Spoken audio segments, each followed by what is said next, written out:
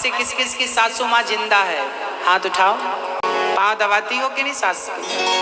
नहीं दबाती। तो फिर आप अपनी बहू से कभी उम्मीद करेंगी?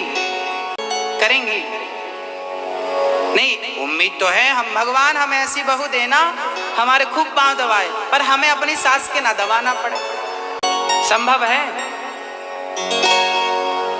अच्छा, आप एक बार, आप में से भाई किस किस का है? जिनका भाई है हाथ उठाओ। जिनका भाई है, हाँ है भाई है आपका? और भौजाई है कि नहीं? भाभी आपकी है ना? तो आप चाहती हो कि आपकी भौजाई आपकी माँ को मारे, घर से निकाल दे, ए बुढ़िया चल। क्या आप चाहती हो कि आपकी भाभी आपकी माँ को निकाल दे? अच्छा, आप चाहती हो कि आपकी भाभी आपकी माँ की पाँव दबाया करे? आप चाहती हो ना?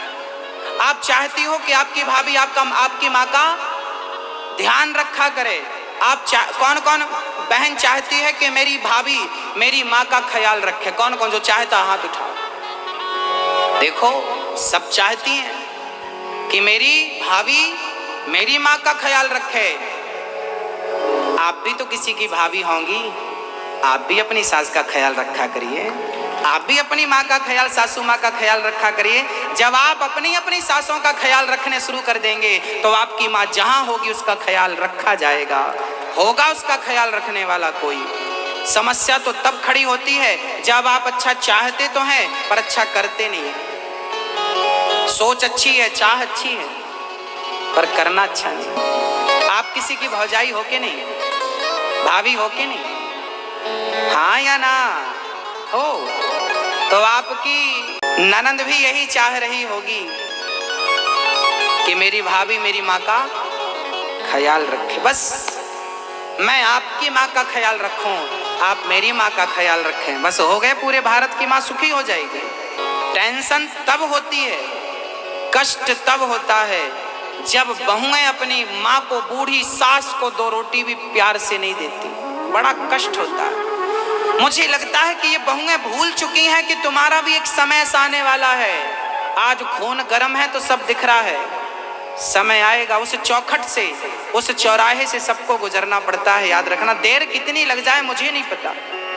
इसलिए बुढ़ापे में बूढ़ों का सहारा मत छोड़िएगा।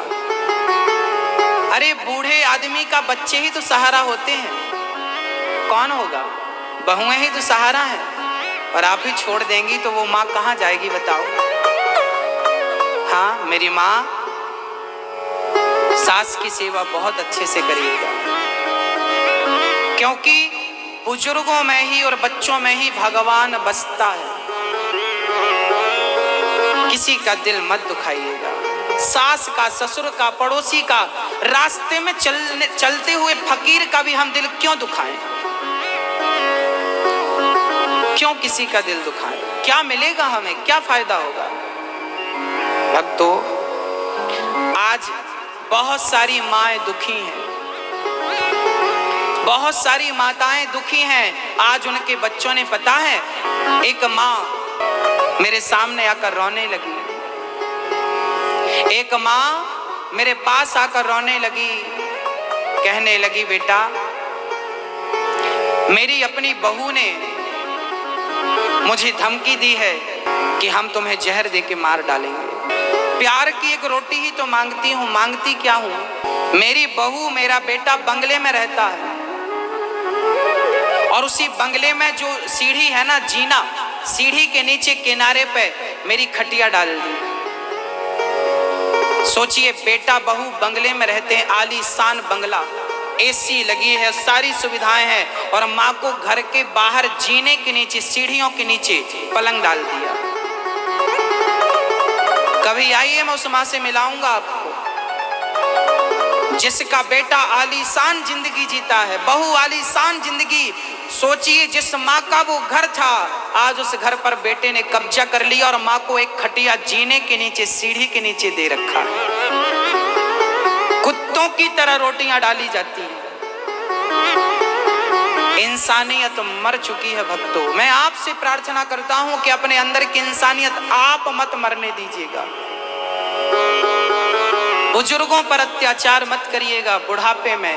कहते हैं माँ की दुआ यदि निकल जाए ना तो भगवान टाल नहीं सकता, और माँ के अंदर से बद्दुआ निकल गई ना तो भगवान तुम्हें बचा नहीं सकता।